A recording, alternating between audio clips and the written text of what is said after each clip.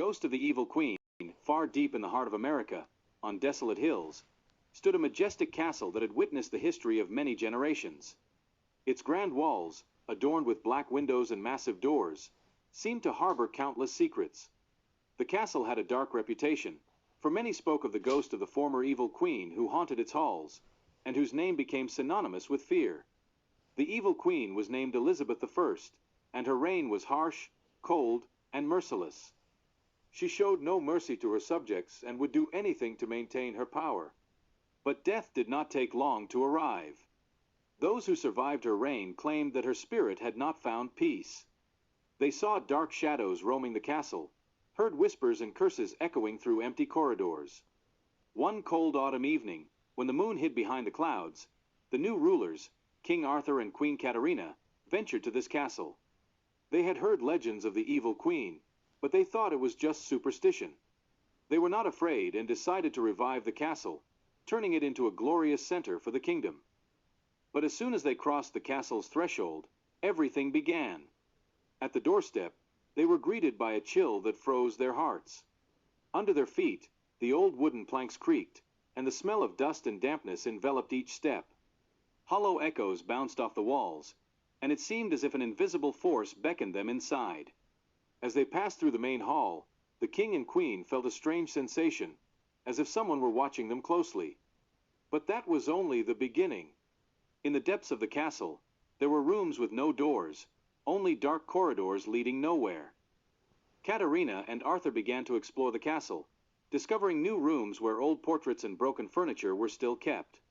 But one painting caught Katarina's attention. It was a portrait of Elizabeth, and her eyes, seemingly alive, stared intently at the queen. That gaze was so cold and cruel that Katarina felt a shiver run down her spine. As they approached the painting, the air around them grew heavy and suffocating. They heard a faint buzzing, reminiscent of an old bell ringing. Suddenly, the expression on Queen Elizabeth's face began to change. Her eyes turned red, and a sinister smile appeared on her face. King Arthur felt his heart race, and chaotic thoughts filled his mind. This was no ordinary painting. It was more than just a picture. It was a portal connecting the world of the living and the dead. In that moment, the lights in the castle went out. Everything was plunged into complete darkness. Then, strange sounds began to echo from the walls. Footsteps approaching, quiet whispers, curses. And suddenly, a dark figure appeared before them. It was her, Elizabeth, her spirit, wandering in search of revenge. The king and queen stepped back, their hearts pounding faster. The queen's ghost drew closer, her face horribly distorted, and in her hands, she held an ancient dagger. Katarina tried to scream, but her voice faltered. Elizabeth was getting closer, and her gaze pierced through them.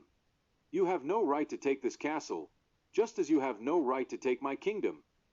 Her voice echoed, like a haunting cry from the darkness. "I was the queen, and I will destroy anyone who dares step onto my land." The king and queen were ready to fight, but their strength seemed to fade, and Elizabeth's spirit appeared unstoppable. She wanted vengeance for her death, for her defeat. In her eyes, there was a reflection of dark magic born from her cruel deeds.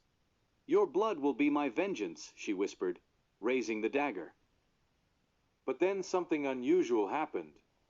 From one of the dark corners of the castle emerged another figure, an old woman dressed in white. She resembled a spirit, but had a calm, peaceful face. Her voice sounded like a gentle breeze. "Elizabeth, you have already done your part. Your time is over," the woman said.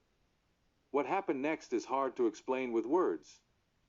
The spirits met, and a dark battle broke out between them. Lightning flashed, illuminating the old walls of the castle, and the loud crackling echoed in every corner. Finally, it grew silent again. Elizabeth's shadow vanished, and the castle became still and dead. The king and queen stood there, unsure of what had just happened, but they felt that the ghost would no longer haunt them. And though they left the castle, they knew that this place had been scarred by dark forces that would never leave it. The kingdom was safe, but their lives were changed forever. And even though Elizabeth's ghost no longer pursued them, They would always remember the terror they had endured in the royal castle. When King Arthur and Queen Katarina left the castle, their hearts were heavy, and their minds were filled with the strange and terrifying events that had occurred that night. They decided to return to their kingdom to restore order, but their peaceful days would never be the same again. Meanwhile, in the castle, the echoes of the battle still lingered on the same dark stone walls. It was as if an invisible trace of dark magic had erased even the brightest memories of that night. And although the spirit of Elizabeth had vanished, many began to hear stories about new strange phenomena in the castle. People who approached the place again began to hear heavy footsteps wandering through the castle and even saw shadows that appeared on the walls at night. A few months later, rumors reached the royal court. One of the messengers, a young girl named Isabella who served in a nearby town, told a strange story. She spoke of hearing from the elders about Queen Elizabeth and her evil spirits. She even claimed that she had heard their voices at night as she passed near the castle. "They call me back," Isabella said. They asked for help, saying the Queen's spirit has never found peace. When the King and Queen learned of these rumors, they decided to return to the castle. They couldn't leave a place that had become a source of such dark power unresolved. This time, they prepared for a fierce battle, not just with memories, but with the evil itself, which they felt had not fully disappeared. This time, they went to the castle with magisters and sages who were meant to help them reclaim the place.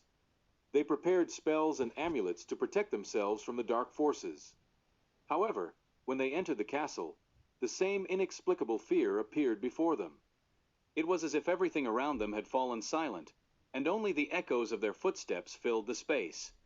After a long search, they finally found a room that seemed to have been long unopened.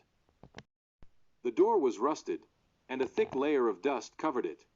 As soon as they entered, the air grew even heavier, filled with anxiety.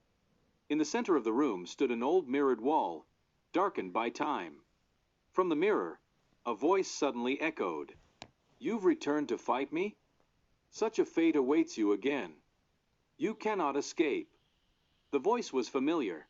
It was Elizabeth's voice, but not the same. It sounded like a whisper from the darkness, cutting through the fabric of time.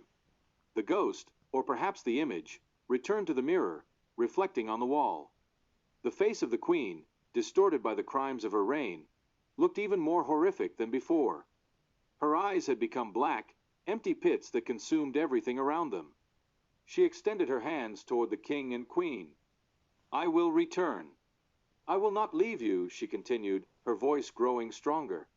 "I will rule this world once again." The King and Queen stepped back, their hearts racing, and their minds filled with fear. This was not an ordinary spirit.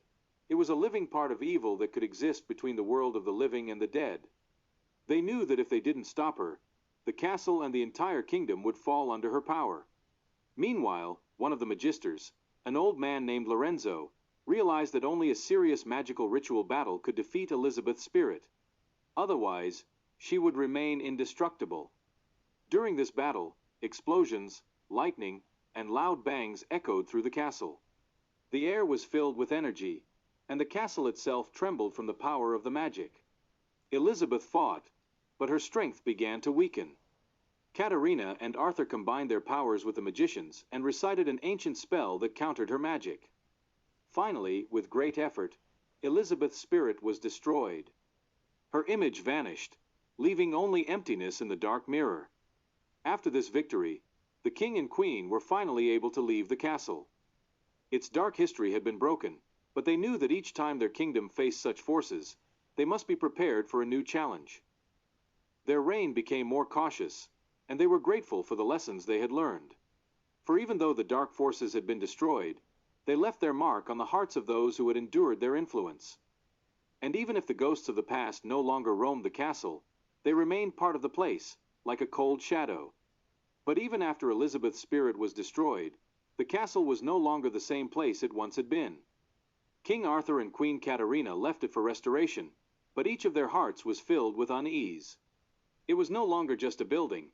It had become a symbol of the power and evil that had been defeated, yet not fully expelled. And though they had won the battle for the castle, it did not mean that the dark forces had completely retreated. Soon after their return to their capital, strange events began to unfold that were difficult to explain. New rumors began to spread throughout the kingdom.